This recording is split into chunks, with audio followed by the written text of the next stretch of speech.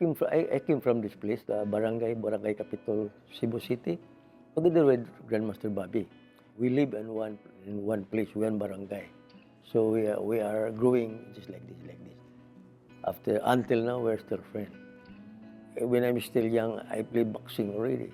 That's why during my high school days and my school in University of Visayas, I almost became an amateur boxer. But if not because of my parents, my mother, because my mother doesn't allow me to play boxing, because he's telling me that my handsome face will become ugly. You cannot play an amateur boxer, especially in the school, if there's no parents' consent. So I was not able to play in the ring for amateur boxer, but I keep on training without the knowledge of my parents. That is 1965, I think. I played boxing after 3 years there. When the karate was introduced here in the Philippines, in Cebu City, I shipped to karate. So from the time, because I'm working already as a collector of one shipping firm here, so I was permitted to have a licensed firearm because I am a collector. I'm making money every day. So that's that time I have no more interest in martial arts because I have already gun. But after that, in 1972, when martial law was introduced here, so we cannot bring gun anymore. So I'm much more encouraged to practice martial arts. 1971 or 72, like that. I was already introduced by Bobby Taboada and Balintawak Eskrima. That's why when he first invited me, what is that Balintawak? Stick fighting, because you mean to say, and public places we're always bringing stick because that is stick fighting. So no, they are different. Even if you have no stick, you can still fight. Okay, so I go with him in his class. I met the late Grandmaster Teofilo Velez and his son, and they make a demonstration about the style of Balintawak Eskrima. So I like the style because even if you have no weapon, we understood that the stick is only the extension of your arm. So without the weapon, we're using our arm. And still, I'm happy also because I can still use my boxing and the kicking, the karate. That's why I got interested to learn the Balintawak. But I observed that the Balintawak style they're mastering most of the style is street fighting, the foul blows. Yeah. Because there are some Eskrima style here are not using more in foul blows because they're using the school for competitions like that. Yeah, already in the school competition, foul application is not allowed. So I like the way Balintawak. Even if we are not allowed to compete in the tournament, but what we want is only the arts, our self-defense. So you and G and Bobby, you both have the same teachers? Yeah. We have the same teacher, but after we finish learn our studies in Eskrima, we grew up in different progression. That's why he developed his own, but the curriculum is the same. So what I did is just to add some flavor to create my Nickelstick Balintawak style. Like Bobby, he developed his own way, I developed my own way with different groups. He have his own group, I have my own group. Filipino FMA is almost the same, only some style or some figure have different. Sometimes we are specializing the single stick drills, we are specializing more on close range fighting, but we also developing what we do not have. But I think it's all there, but we develop, for example, and Balintawak striking and the other group striking. Well, right now, sometimes they will say, oh no, Grandmaster Nick is no longer the Balintawak. Why? He's using the flywheel, the abanicos like that. Because the abanico is specialized by the other groups, and not in Balintawak.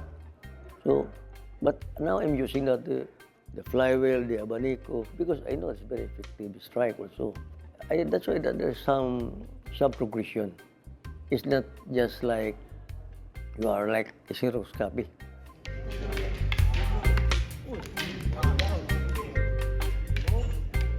Sometimes our sparring in karate will become a real fight. Yeah. You know, the thinking of the Filipino. They will not accept that they are lost or they are losing. That is the reality. Especially you are here, you are a Filipino. If you are non-fighter here, karate or boxing, somebody will challenge you, hey, can you fight with him? Without any prizes. Oh, okay, just for our pride. Because like in the street fighting, okay, we'll fight, then, so only there's a referee.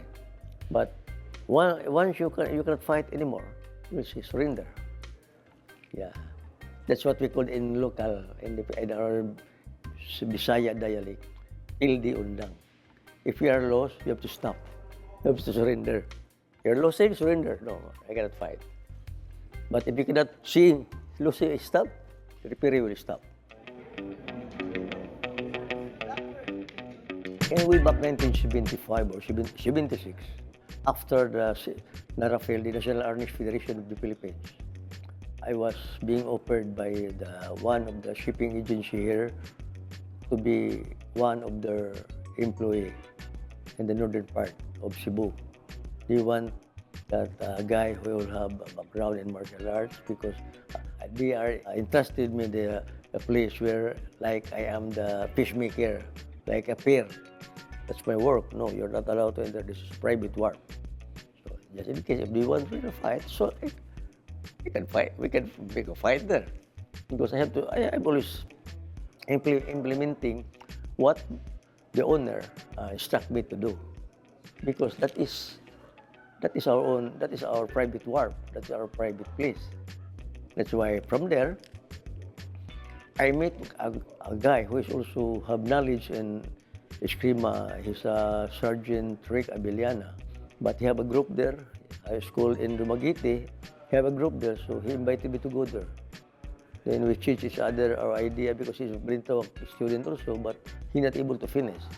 So until he offered me, okay, if you will continue here our Eskrima Balintawak, with you, my student will be your student also. I'm your assistant in Eskrima, but in karate, he's the instructor there. I answer him, okay, maybe it's good idea, but before I will accept your offer, I will have to get permission from my instructor in Cebu. So yes, when I told him about that idea, they allowed me to open a Balintawak chapter in Dumaguete City. That is 1976 or 77. The late Colonel Jose Villasin, the president of the Balintawak International Civil Defense Club, and the vice president Teofilo Velez, gave me authority to organize group there or chapter of the Balintawak chapter in Dumaguete. That's how I started my Balintawak group in Dumaguete.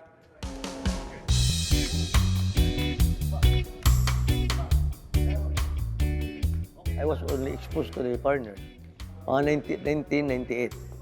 When I was invited by the Dosi Paris, the Wake Up seminar, it was the late Junicio Cañete who invited me to be the instructor in that seminar with the presence of the partners from different countries. I think we're about 300 people there who attended my seminar in Liloan.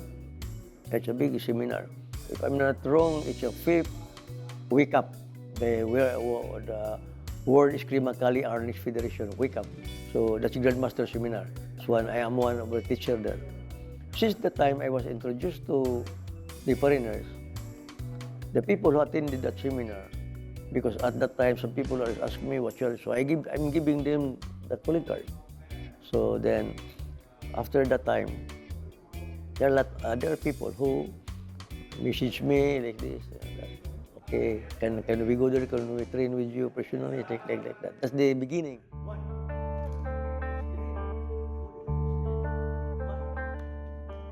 Oh yeah.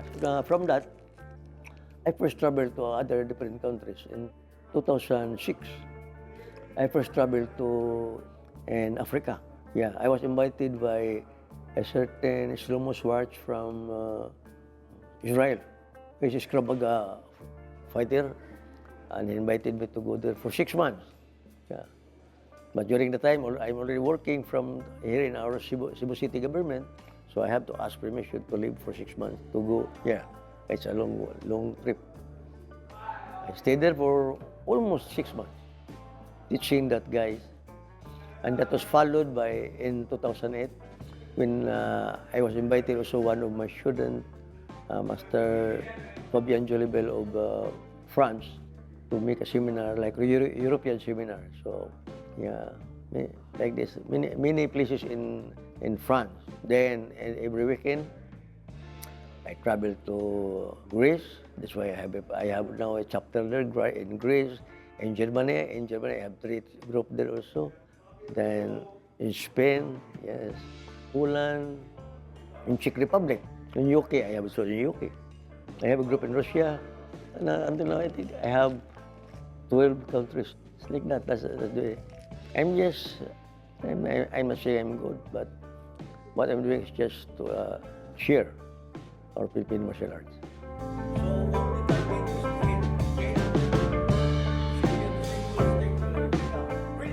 The important there in introducing the art is not just because you are a good fighter, no. Number one will count is your attitude. That's my experience. How can I become good? I'm very small and old already. At this time, I'm already 25. So I'm just sharing my main goal of creating this group of Nickelstick, because this Nickelstick Eskrima, is to promote our Filipino martial arts throughout the world. Yes, and not only Balintawak, all different Eskrima style, but most of the Balintawak style. That is my goal. That's what we promised our Grandmaster before. Maybe someday we can promote this group, this style throughout the world. Now many Balintawak also grown there in other places. I'm happy for that. That's what, because there are some people who still adapting before. Other groups cannot mingle each other. That's what we are doing now. We try to unite all the groups. We are not following what our old brothers doing before. We are fighting each other. What I'm telling them, you have to unite to promote our Filipino martial arts. Now, little by little, that's the first time I've been a friend of the Dusipares through Dionisio Cañete, sharing my arts there with the foreigners people. They are pure Dusipares, but they will come the Balintawak there. Yeah, because maybe a long time before, maybe nobody introduced the Balintawak to them. Because that's why they're always pretending that, no. For me, as a new generation, attitude is the most important. Even how good you are, the people will not like you if you have attitude. That's why I'm telling them, when you go out from your house, go to other places, go to foreign countries. You promote your arts. Yeah. If the people like your arts, okay, they will adapt it. But if you not like, what we can do? When you training arts, at least you have aim. No? What for? Why you practice this one?